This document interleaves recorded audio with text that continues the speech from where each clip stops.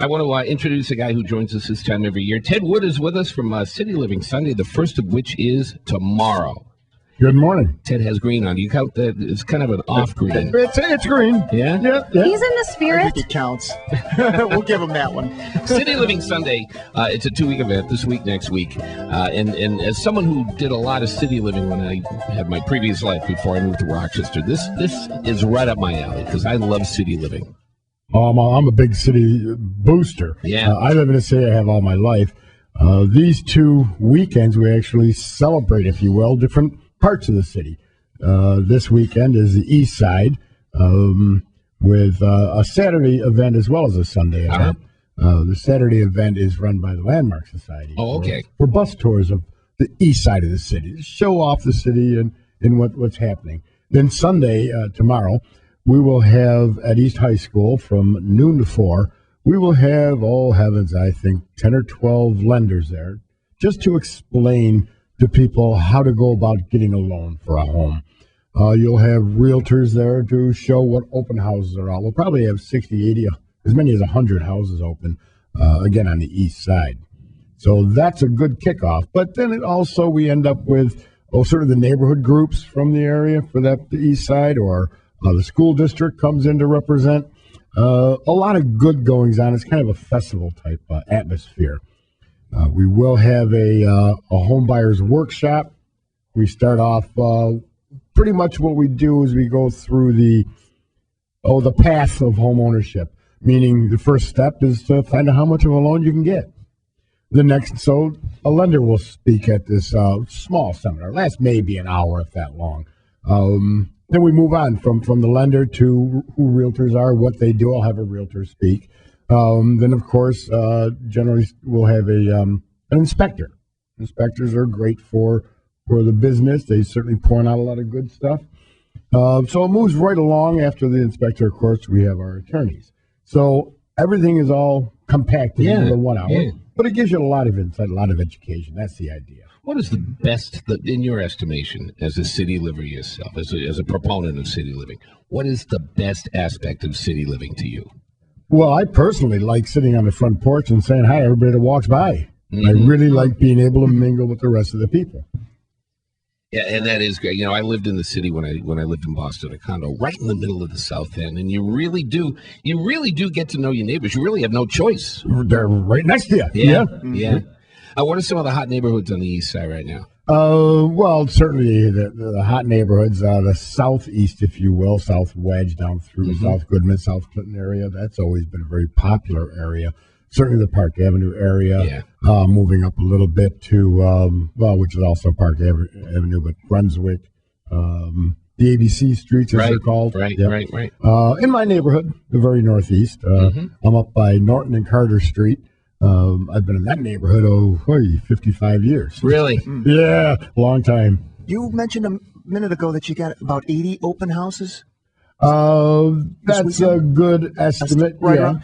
What, do you have are you guys providing a map or a layout of areas? Yep. When you go to the event, you'll be able to pick up a map. The realtors will be hanging special feature open house sheets on the wall. Okay, good. So you get an idea of what the house is, but you'll also have a map showing which ones are open as well. So good. You get that. A lot of bargains in the city?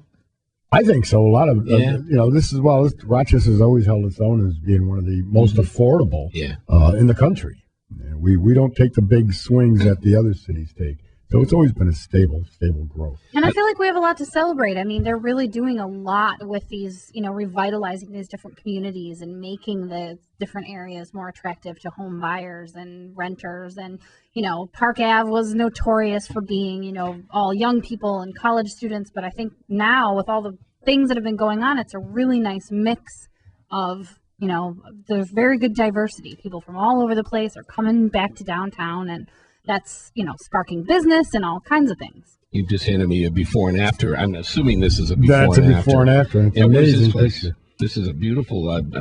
that's Waverly Place over near the Cornhill District. Waverly actually is in the Cornhill. Yeah. This one's just a block over.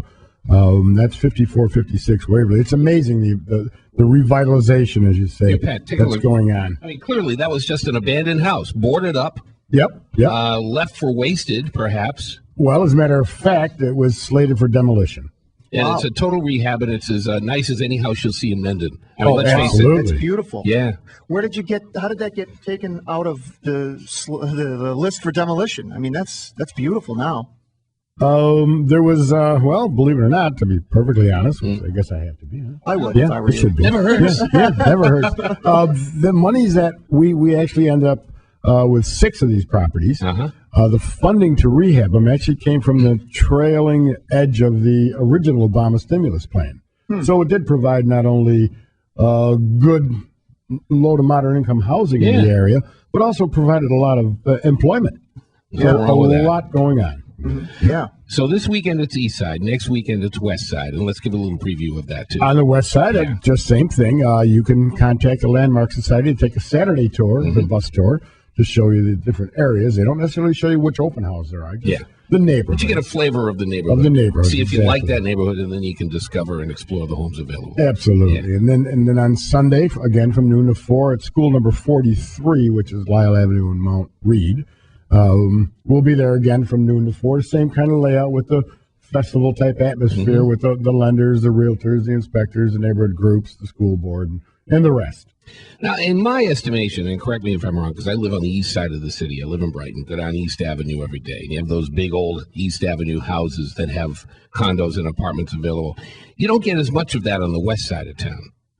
No, you really I don't. mean, it's really two different flavors. It is. It is. The one development that I really like, and it was probably a good 20, 25 years ago on the west side, is LaGrange Avenue.